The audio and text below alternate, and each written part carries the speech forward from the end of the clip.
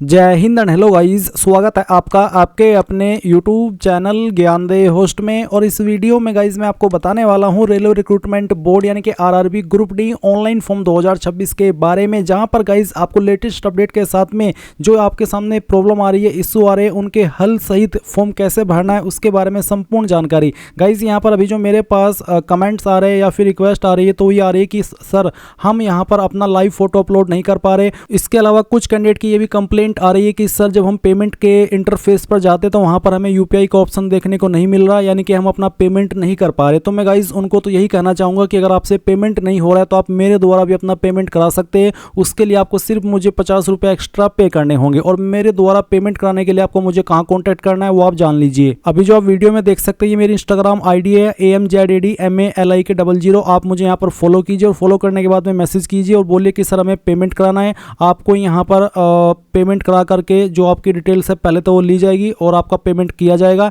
And guys but उसके लिए आपको पेमेंट पहले ही पे करना होगा। अगर मैं आपका पेमेंट नहीं कर पाया तो आपको पूरा का पूरा फीस रिफंड कर दिया जाएगा, और अगर मैंने आपका पेमेंट कर दिया तो गाइज आपको सिर्फ 50 रुपये एक्स्ट्रा पे करने हैं। ये एक तरीके से मेरी आपके लिए हेल्प रहती है, क्योंकि मेरे पास इतना समय होता नहीं है कि मैं आपको यहाँ पर एक एक करके इतनी चीज़ें कर सकूँ, क्योंकि मैं अकेला बंदा काम करता हूँ। तो ऐसे में यहाँ पर बस जब लगता है कि यार एक कैंडिडेट ने इतनी मेहनत की है और क्या पता उसका लास्ट मौका हो ये फॉर्म भरने का, तो मैं नहीं चाहता कि उसका फॉर्म न भरा जाए। इसलिए गाइज आपको यहाँ पर ये चीज़ मैं अपनी तरफ से ऑफर कर रहा हूँ। तो आप मुझे तभी कॉन्टैक्ट करें जब आपसे बिल्कुल भी न हो। इसके अलावा एक और इशू है कि कैंडिडेट यहाँ पर अभी भी अपना बैंक सीड नहीं कर पा रहे हैं, यानी कि जहाँ पर पहले आपसे पूरा बैंक अकाउंट का डिटेल लिया जाता था, अब उसमें वहाँ पर आपको आधार नंबर के थ्रू अपना बैंक लिंक करना होता है। यानी कि आपका आधार बैंक के साथ में लिंक हो, और फिर जब आप वहाँ पर आधार डालते हैं तो आपको आपका अकाउंट देखने को मिल जाता है। बट ऐसे कैंडिडेट भी है जिनका आधार बैंक के साथ में लिंक नहीं है, तो वो कैसे लिंक करना है उसकी जानकारी भी बताई जाएगी। अगर वो लिंक नहीं भी हो रहा है तो गाइज आप अपने फैमिली फ्रेंड किसी का भी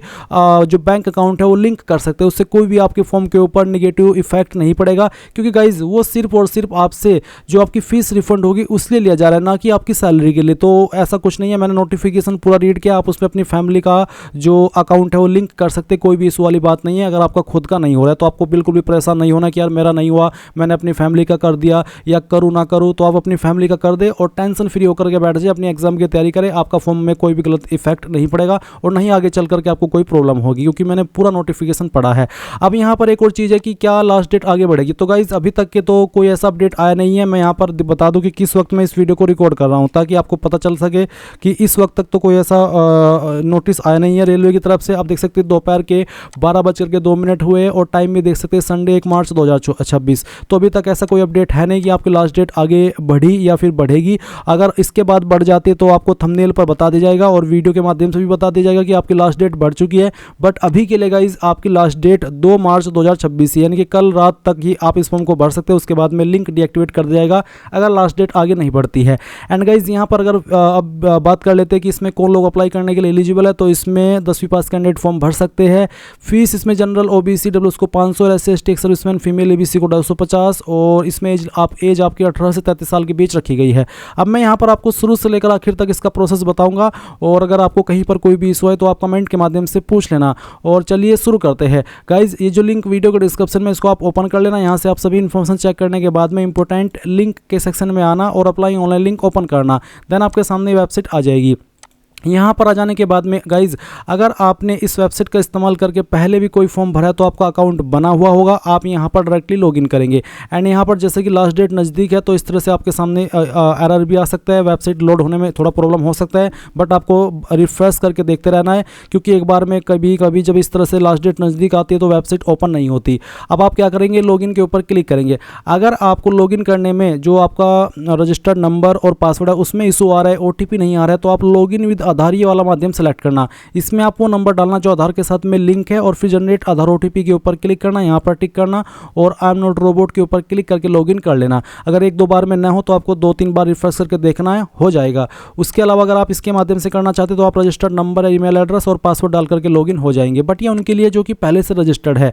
बट गाइज अगर अभी तक आपने इसके ऊपर रजिस्टर नहीं किया, पहली बार कोई फॉर्म भरने वाले हैं, तो पहले आपको अकाउंट क्रिएट करना होगा। इसके लिए आप यहाँ पर क्रिएट एन अकाउंट इसके ऊपर क्लिक करेंगे। देन यहाँ पर प्लीज़ नोट करके भी उनको यही चीज़ बोली जा रही है कि अगर आपने 2024 या फिर 2025 के अंदर कोई भी CAN का फॉर्म जो कि RRB के द्वारा इशू किया गया वो भर लिया था तो आप इसमें दोबारा रजिस्ट्रेशन नहीं करेंगे, आप डायरेक्टली लॉगिन कर लेंगे। बट गाइज अब आप इस वाले इंटरफेस पर आए हैं या फिर यहाँ तक आए हैं इस वीडियो के अंदर, तो आप इसमें पहले से रजिस्टर्ड नहीं है, पहली बार कोई फॉर्म भर रहे हैं इस वेबसाइट का इस्तेमाल करते हुए, तो आप यहाँ पर इस प्लीज़ नोट को ओके कर दीजिए। अब आती है कंट्री ऑफ नेशनलिटी। तो सबसे पहले आपको यहाँ पर इसमें इंडिया सेलेक्ट कर लेना अगर आप इंडियन हैं। फिर आपको यहाँ पर आपका जो फुल नेम है वो एंटर करना है 10th के सर्टिफिकेट के अकॉर्डिंग।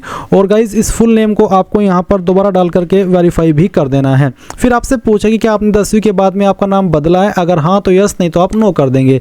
फिर जो आपका डेट ऑफ बर्थ है वो आप यहाँ पर कैलेंडर के ऊपर क्लिक करके सिलेक्ट करेंगे। पहले आप यहाँ से आपका जो ईयर है वो सिलेक्ट कर लेंगे, फिर उसके बाद में आपको यहाँ पर जो आपका मंथ है वो सिलेक्ट करना है एंड देन यहाँ पर डे, तो आपका डेट ऑफ बर्थ आ जाएगा।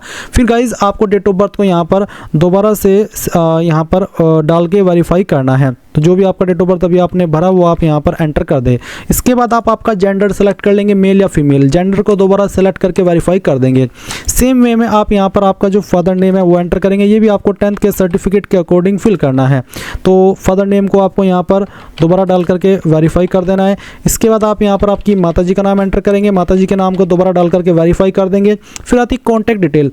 यहाँ पर आप आपकी ईमेल एड्रेस डालेंगे जो कि आप रजिस्टर करना चाहते हैं और फिर जनरेट ईमेल OTP के ऊपर क्लिक करेंगे। आपकी इस ईमेल के ऊपर एक OTP सेंड किया जाएगा जो कि आप यहाँ पर डाल करके वेरीफाई कर देंगे। सेम वे में आप आपका मोबाइल नंबर डालेंगे और जनरेट मोबाइल OTP इसके ऊपर क्लिक करके इसको भी वेरीफाई कर देंगे। अब आपके पास 3 ऑप्शन नीचे यहाँ पर है।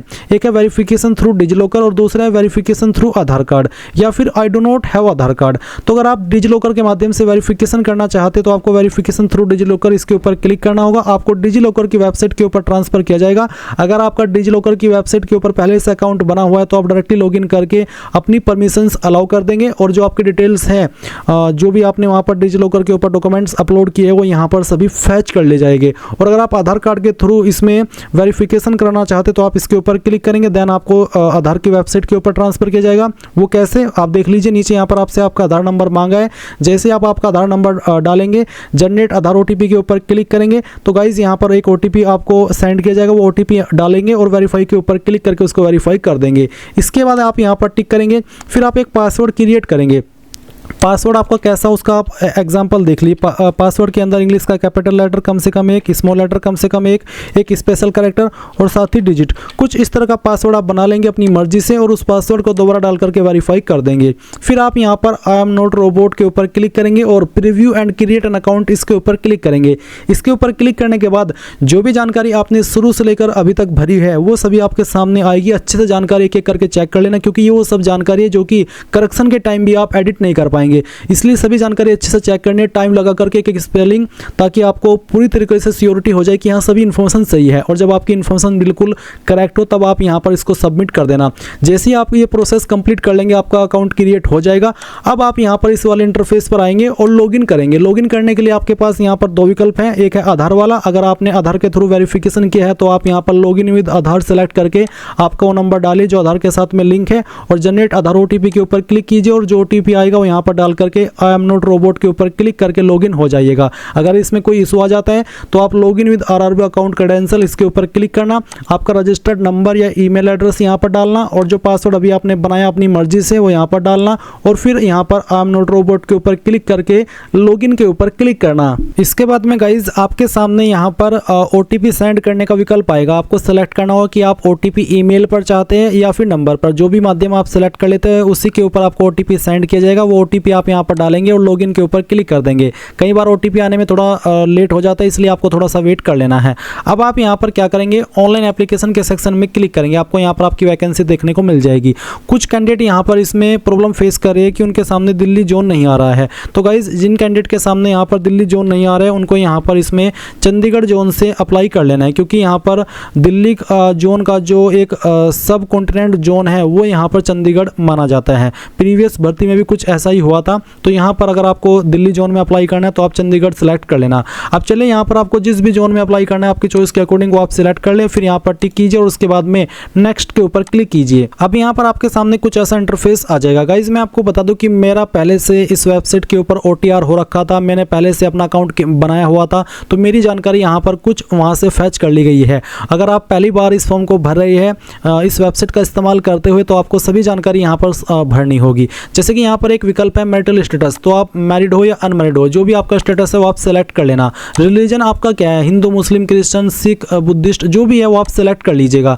अगर आप मुस्लिम है तो आपसे यहाँ पर एक सवाल पूछे कि do you wish to avail fee exemption, यानी कि जो फी एग्जाम्शन मिलता है आपको, जो कि अगर आप जनरल OBC EWS से आप यहाँ पर अभी 500 रुपये फीस पे कर रहे हो, जब आपका एग्जाम हो जाएगा तो आपको 400 रुपये फीस रिफंड होगी, और जो बाकी कैटेगरी कैंडिडेट है उनको यहाँ पर पूरी की पूरी फीस रिफंड कर दी जाएगी। तो ये उसी के संबंध में सवाल है, जिसमें आपको अगर आपने यस कर दिया तो आपको जो फीस रिफंड जो मिलता है वो मिलेगा, और अगर आपने यहाँ पर नो कर दिया तो गाइज आपको आपकी जो फीस है वो रिफंड नहीं की जाएगी। जैसे कि मैंने यहाँ पर इस वाले ऑप्शन में यस किया, तो यस करने पर यहाँ पर मेरे सामने एक इन्फॉर्मेशन आई है जहाँ पर ये बोला है कि you have claimed waiver of examination fee, you will be required to furnish an affidavit on non judicial stamp paper mentioning your minority community at the time of document verification, यानी कि आपको यहाँ पर आपका जो कास्ट सर्टिफिकेट है वो show करना होगा, जिसमें कि आपको ये दर्शाया गया हो कि हाँ आप आपकी जो फीस है वो रिफंड चाहते हैं। तो आप यहाँ पर I understand and I agree इसके ऊपर क्लिक करेंगे।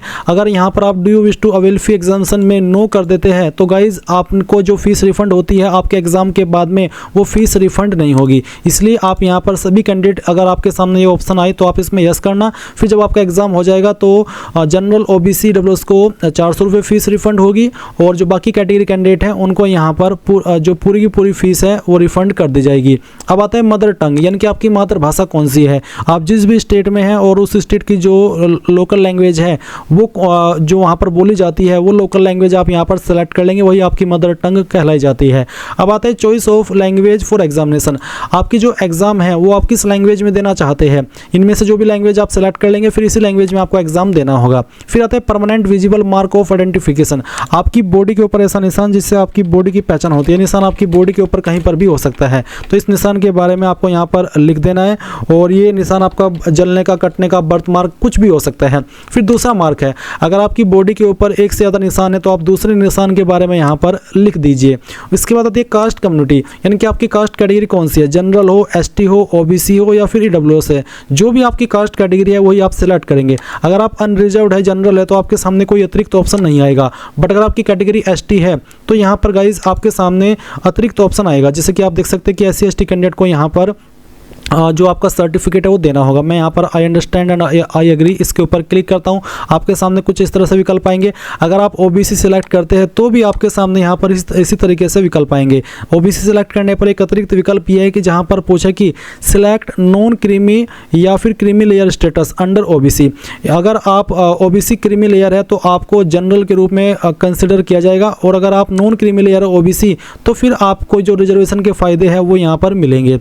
तो चलिए मैं यहाँ पर नॉन क्रीमी लेयर सेलेक्ट करता हूं। तो इसके बाद में आपको ये बोला है कि जो आपका OBC सर्टिफिकेट है वो आपका 1 अप्रैल 2025 के बाद का बना होना चाहिए और 2 मार्च 2026 के बीच, यानी कि आपका कास्ट सर्टिफिकेट 1 अप्रैल 2025 से लेकर के 2 मार्च 2026 के बीच का बना होना चाहिए, और उसमें जो आपकी मैक्सिमम इनकम है वो 8 लाख से ज़्यादा ना हो। अगर उसमें 8 लाख से ज़्यादा इनकम आपने दिखाई तो फिर आपको यहाँ पर रिजर्वेशन का फ़ायदा OBC का नहीं मिलेगा, तो उससे कम ही रहनी चाहिए। तो आप I understand and I agree इसके ऊपर क्लिक कर देंगे। रही बात विकल्प की, तो विकल्प इस तरह से आपके सामने आएंगे। अगर आप SC ST है तो भी आपके सामने ये सब विकल्प आएंगे, और अगर आप OBC है तो भी आपके सामने यही वाले विकल्प आएंगे। जहां पर पूछे नेम ऑफ द कास्ट, अब जो आपका सर्टिफिकेट है वो आपका सेंट्रल का बना होना चाहिए, क्योंकि गाइज ये भर्ती सेंट्रल गवर्नमेंट की है। अभी आप वीडियो के अंदर एक सेंट्रल का कास्ट सर्टिफिकेट देख रहे हैं जो कि OBC का है। इसमें यहाँ पर आपको मैं ये चीज़ एक्सप्लेन करूँगा कि कहाँ पर क्या जानकारी लिखी होती है।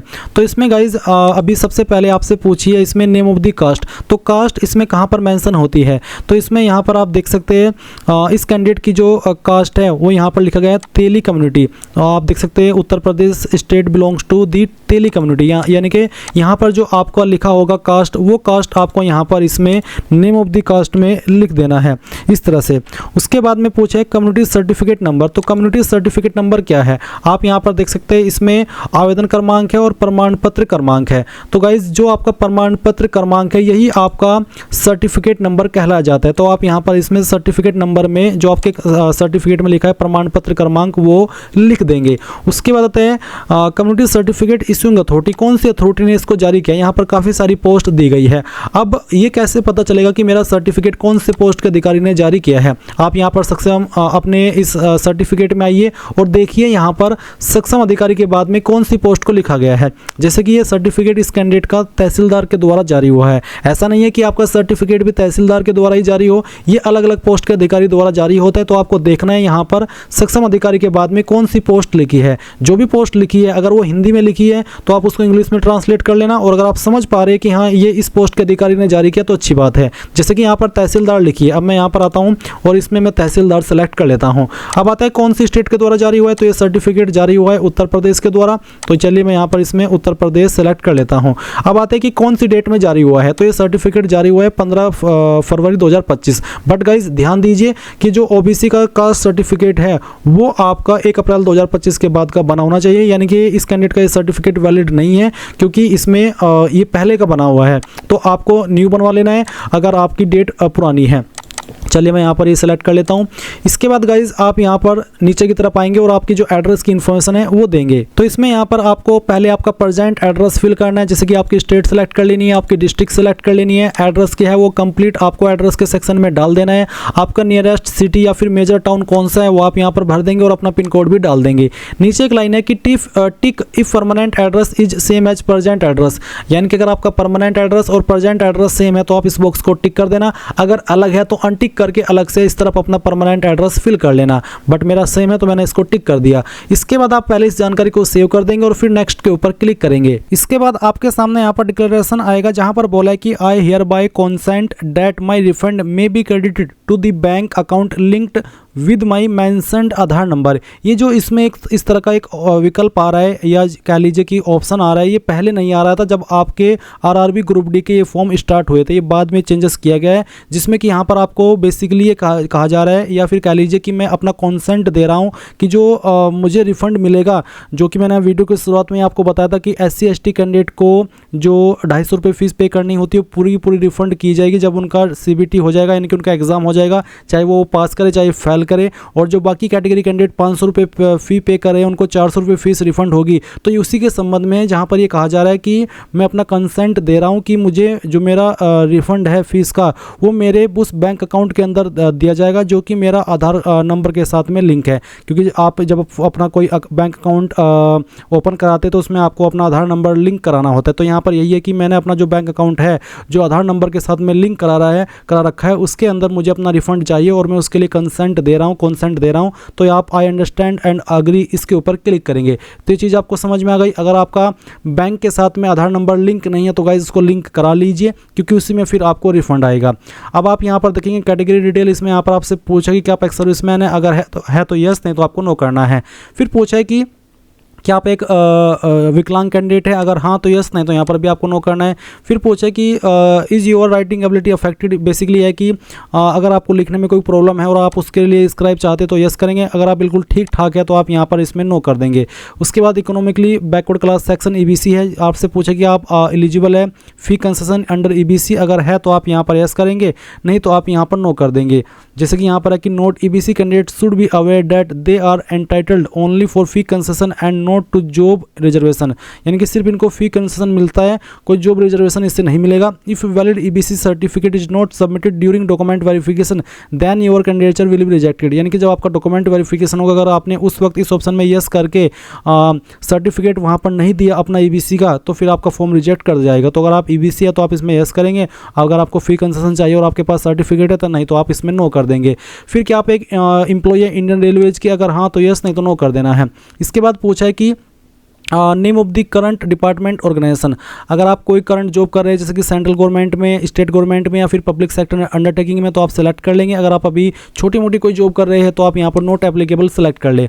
उसके बाद पूछे are you a course completed act apprentice in railway establishment and processing NAC यानी कि national apprenticeship certificate granted by NCVT, यानी कि आप कोई अप्रेंटिसशिप अभी कर रहे हैं। अगर हाँ तो यस, नहीं तो आप यस करके उसकी इन्फॉर्मेशन देंगे, और नहीं कर रहे तो आप सिंपली नो कर दीजिए। बट अगर आप यहाँ पर यस करेंगे तो गाइज आपको यहाँ पर ट्रेड सेलेक्ट करना होगा कि कौन से ट्रेड के अंदर आपने अप्रेंटिसशिप की है, और उसके बाद में किस डेट से आपने ट्रेनिंग स्टार्ट की थी और किस डेट तक की थी, साथ ही क्या आपका रिजल्ट आ चुका है। अगर हाँ तो आप यस करेंगे। यस करने पर फिर आपको यहाँ पर सर्टिफिकेट नंबर देना होगा, सर्टिफिकेट डेट देनी होगी, यानी कि किस डेट में सर्टिफिकेट जारी हुआ है, कितने नंबर आपको आए थे और फिर कितने में से आए थे वो आप फुल मार्क्स में डालेंगे, और नहीं हुआ है सर्टिफिकेट रिलीज तो आप यहाँ पर नो कर देंगे। इसके अलावा अगर आपने ये किया ही नहीं रेलवे के अंदर आपका अप्रेंटिसशिप जो कि नेशनल अप्रेंटिसशिप सर्टिफिकेट होता है और ग्रांट किया जाता है आपको NCVT के द्वारा, तो आप यहाँ पर इसमें नो कर दीजिएगा। फिर यहाँ पर आपकी बैंक डिटेल की जानकारी आती है, जहाँ पर आपको बेसिकली वो नंबर डालना है आधार का जिसके साथ में आपका बैंक अकाउंट लिंक है। मैंने यहाँ पर अपना लिंक करा लिया। अगर मैं चलिए इसको चेंज करता हूँ तो मैं चेंज अकाउंट डिटेल्स के ऊपर क्लिक करता हूँ।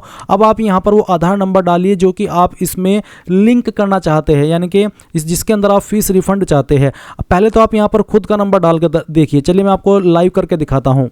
अब जैसे कि मैंने यहाँ पर एक आधार नंबर डाला और ये आधार नंबर डालने पर मेरे सामने आया no active bank mapping found, यानी कि इसका मतलब है कि जो आधार नंबर आप यहाँ पर दे रहे हैं, चाहे वो अपना है या फिर आपके फैमिली मेंबर या आपके फ्रेंड का, वो आधार के साथ में लिंक नहीं है। तो ऐसे में यहाँ पर आपको यहाँ पर ये ऑप्शन भी दिया है कि आप अपना अभी के अभी अकाउंट के साथ में बैंक जो आधार नंबर है वो लिंक करा लीजिए। तो आप क्या करेंगे, सीड अकाउंट नाउ इसके ऊपर क्लिक करेंगे, देन आपके सामने ये वाली वेबसाइट आएगी। यहाँ पर गाइज आपको आ जाने के बाद में क्या करना है वो आप जान लीजिए। आप यहाँ पर प्रोडक्ट इसके ऊपर देख सकते हैं, काफ़ी सारे विकल्प आ रहे हैं। आपको थोड़ा सा स्क्रॉल करके नीचे की तरफ आना है। इसके बाद यहाँ पर आप देखेंगे कि ऊपर की साइड में ही आपको एक कस्टमर का जो सेक्शन है वो देखने को मिलेगा। यहाँ पर इसके ऊपर आप जब क्लिक करेंगे तो आप देखने को मिलेगा भारत आधार सीडिंग इनेबलर BASE। आप इसके ऊपर क्लिक कीजिए। इसके ऊपर क्लिक करने के बाद में यहाँ पर प्रोसेसिंग होगी, तो थोड़ा सा आपको वेट करना होगा क्योंकि ये भी वेबसाइट का सर्वर थोड़ा डाउन सा ही मुझे लग रहा है, थोड़ा स्लो चल रही है। अब जब आप इस इंटरफेस पर आ जाए तो आपको यहाँ पर देखने को मिलेगा आधार सीडिंग और डीसीडिंग, तो आप इसके ऊपर क्लिक करना। अब यहाँ पर आप आधार नंबर डालना अपना, फिर इसमें रिक्वेस्ट फॉर आधार में सीडिंग सेलेक्ट कर लेना, फिर आपका जो बैंक अकाउंट है वो आपको यहाँ पर सेलेक्ट कर लेना है, जिस भी आपका बैंक है वो आप यहाँ पर सेलेक्ट कर लेंगे। ये सिलेक्ट करने के बाद में आप यहाँ पर देखेंगे सीडिंग टाइप, तो इसमें आप फ्रेश सीडिंग सेलेक्ट कर लेंगे। उसके बाद अकाउंट नंबर डालेंगे, अकाउंट नंबर को दोबारा डाल करके वेरीफाई करेंगे, यहाँ पर टिक करेंगे और ये कैप्चा को डाल करके सबमिट कर देंगे। देन गाइज आपका नंबर जो आधार के साथ में लिंक है उसके ऊपर एक OTP जाएगा। जैसे आप OTP वेरीफाई कर देंगे, अगर आपका सक्सेसफुल हो जाता है, कोई इशू नहीं आता, तो गाइज आपका अकाउंट सीड हो जाएगा। आप यहाँ पर जो आधार मैप्ड स्टेटस है वो भी देख सकते हैं कि हुआ है नहीं हुआ है, और रिक्वेस्ट स्टेटस चेक यानी कि उसको स्टेटस चेक को दोबारा से भी चेक कर सकते हैं। अगर हो गया तो अच्छी बात है, आपको ज़्यादा टाइम इसमें लगाना नहीं है। नहीं तो अगर आप क्या करेंगे, आप ऐसे किसी बंदे का नंबर डालिएगा आधार का जो कि पहले से ही लिंक है, यानी कि अगर ये नहीं हो रहा है एक बार ट्राई करके देख लेना। अगर खुद का हो जाता है तो अच्छी बात है, नहीं होता है तो फिर किसी से और बंदे का डाल देना और उसके बाद में आप यहाँ पर सेव कर देना। क्योंकि गाइज अगर किसी और बंदे का आप दे रहे हैं, चाहे वो आपकी फैमिली चाहे फ्रेंड है, तो कोई इशू वाली बात नहीं है, ऐसा नोटिफिकेशन में भी लिखा हुआ है। अब आप यहाँ पर इसको सेव कर देंगे और फिर यहाँ पर आई अंडरस्टैंड इसके ऊपर क्लिक करके नेक्स्ट के ऊपर क्लिक करेंगे। अब आपके सामने क्वालिफिकेशन की जानकारी आ चुकी है। तो मेरी जानकारी पहले से भरी हुई है, तो मैं यहाँ पर दिखाता हूँ कि कैसे आपको 10वीं की जानकारी भरनी है। अगर आप फर्स्ट टाइम इस फॉर्म को भर रहे हैं इस वेबसाइट का इस्तेमाल करते हुए, तो आप मैट्रिकुलेशन सेलेक्ट कर लेंगे, फिर स्टेट बताएंगे कि कहाँ से आपने आपकी 10वीं की है, कौन सी डिस्ट्रिक्ट के द्वारा की है वो डिस्ट्रिक्ट सेलेक्ट कर लेंगे और अपने बोर्ड का नाम यहाँ पर डाल देंगे। किस डेट में पास कर ली थी वो डेट सेलेक्ट करेंगे, आपका 10वीं का रोल नंबर और फिर आपका जो 10वीं का सीरियल नंबर है या फिर सर्टिफिकेट नंबर है, कोई एक चीज़ यहाँ पर डाल देंगे। इसके बाद आप इसको सेव के ऊपर क्लिक करेंगे तो जानकारी आपकी ऐड हो जाएगी। अब गाइज अगर आप इसमें नेशनल अप्रेंटिसशिप सर्टिफिकेट के माध्यम से अप्लाई कर रहे हैं तो आप यहाँ पर NAC सेलेक्ट करेंगे, फिर बताएंगे कौन सा ट्रेड है, तो इसमें एनी डिसिप्लिन है तो एनी डिसिप्लिन सेलेक्ट कर लेना, स्टेट सेलेक्ट करना, डिस्ट्रिक्ट सेलेक्ट करना जहाँ से आपने ITI की है, आपके इंस्टीट्यूट का नाम, date of passing, certificate number और सर्टिफिकेट NCVT के द्वारा ही होना चाहिए, तो आप इसको सेलेक्ट कर लेंगे। Certificate type and national apprenticeship certificate select करके ऐड के ऊपर क्लिक कर देंगे तो ये जानकारी आपकी ऐड हो जाएगी। अब अगर आप ITI के माध्यम से अप्लाई करें तो आप ITI सेलेक्ट करेंगे, ट्रेड ट्रेड सेलेक्ट करेंगे, एनी डिसिप्लिन इसमें ऑप्शन है, यानी कि कोई भी डिसिप्लिन वाला इसमें अप्लाई कर सकता है। फिर आपकी स्टेट, आपकी डिस्ट्रिक्ट, आपका इंस्टीट्यूट का नाम जहाँ से आपने ITI की है, डेट ऑफ पासिंग, सर्टिफिकेट किसके द्वारा मिला है, NCVT या फिर SCVT वो सेलेक्ट करेंगे, और सर्टिफिकेट टाइप आपको बताना है कि नेशनल ट्रेड सर्टिफिकेट है या फिर स्टेट ट्रेड सर्टिफिकेट है, और फिर आप ऐड के ऊपर क्लिक करके इसको भी ऐड कर देंगे। इसके अलावा अगर आप 12वीं की इन्फॉर्मेशन देना चाहते हैं, आपने 12वीं किया तो आप दे सकते हैं। वैसे कंपलसरी रूप में इसमें या तो 10वीं या ITI या फिर NEC यानी कि नेशनल अप्रेंटिसशिप सर्टिफिकेट, बट अगर आप 12वीं की इन्फॉर्मेशन देना चाहें तो आप दे सकते हैं यहाँ पर अगर विकल्प आ रहा है, नहीं तो सिंपल 10वीं की जानकारी भरिए और आगे कुछ और भरने की आवश्यकता नहीं है। अब आप यहाँ पर नेक्स्ट के ऊपर क्लिक करिएगा। इसके बाद गाइज आपके सामने फोटो का ऑप्शन आता है और सिग्नेचर का ऑप्शन आता है। आपके फ़ोटो का साइज कितना होना चाहिए, यहाँ पर दिया 30 से 49 KB के बीच में, और आपका जो फोटो है किस तरह का रिजेक्ट होगा वो आप देख लीजिए, और किस तरह का एक्सेप्ट होगा वो भी यहाँ पर आपको दिया गया है। तो आप आपका पहले फ़ोटो अपलोड करेंगे, आप फ़ोटो मोबाइल से भी अपलोड कर सकते हैं। चलिए मैं आपको बताता हूँ कि कैसे आपको फ़ोटो का प्रोसेस और सिग्नेचर का प्रोसेस कंप्लीट करना है। तो आपको यहाँ पर क्या करना है, आपको कैप्चर लाइव इमेज इसके ऊपर क्लिक करना है, और आपको बोला है फ़ोटो कैप्चरिंग इंस्ट्रक्शंस। तो यहाँ पर क्या करें और क्या ना करें।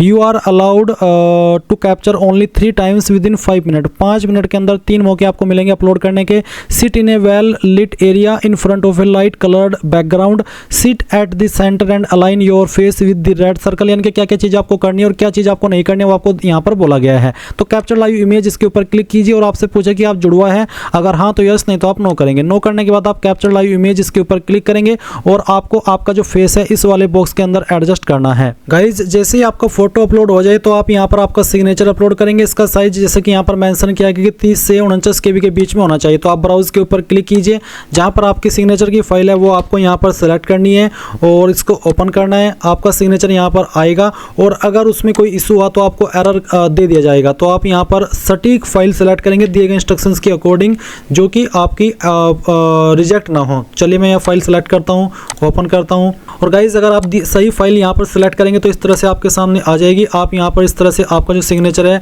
वो सेलेक्ट कर यहाँ पर उसको एडजस्ट करेंगे, और एडजस्ट करने के बाद में राइट आइकन के ऊपर क्लिक करेंगे, और फिर आप यहाँ पर देखेंगे कि आपका जो सिग्नेचर है वो इस तरह से आ जाएगा। फिर आप यहाँ पर टिक करेंगे और सेव के ऊपर क्लिक करके इसको सेव कर देंगे, और फिर आप नेक्स्ट के ऊपर क्लिक करेंगे। इसके बाद गाइज आपके सामने यहाँ पर पोस्ट प्रेफरेंस वाला ऑप्शन आएगा। तो आपको इस तरह से यहाँ पर जानकारी देखने को मिलेगी, आपको किन किन जोन के लिए आप एलिजिबल है या फिर किन पोस्ट पर एलिजिबल है वो देखने को मिल जाएगा। आप यहाँ पर प्लस के आइकन के ऊपर क्लिक करके ये अपनी प्रेफरेंस देंगे कि मैं इस पोस्ट को किस नंबर पर प्रेफरेंस देना चाहता हूँ। तो एक एक करके आपको यहाँ पर आपकी चॉइस के अकॉर्डिंग अपनी पोस्ट प्रेफरेंस दे देनी है, और जैसे ही आप यहाँ पर ये सभी पोस्ट प्रेफरेंस देंगे तो नीचे इसके ऊपर टिक करना है, फिर नीचे की तरफ आना है, यहाँ पर टिक करना है। पहले इसमें आपको आपका नाम नहीं बल्कि उस जगह का नाम देना है जहाँ से आप फॉर्म को भर रहे हैं। तो आप यहाँ पर जिस भी सिटी से अपने फॉर्म भरे उसका नाम दे देना, और सेव के ऊपर क्लिक करके प्रीव्यू पर क्लिक करना। इसके बाद आपने जो भी जानकारी आप भरी है वो सभी आपके सामने आएगी। सभी जानकारी जब आप चेक कर ले और पूरी तरीके से श्योर हो जाए कि यहाँ सभी जानकारी सही है, तो आप यहाँ पर टिक करके सबमिट के ऊपर क्लिक करेंगे। देन गाइज आपको पेमेंट के पेज पर ट्रांसफर किया जाएगा, और जब आप आपकी फीस जमा कर देंगे उसके बाद ही आपका जो फॉर्म है वो फाइनल सबमिट माना जाएगा। तो इस तरह से गाइज आप लोग railway RRB group D online form 2026 भर पाएंगे। आई होप ये प्रोसेस आपको पसंद आया होगा। So thanks for watching. जय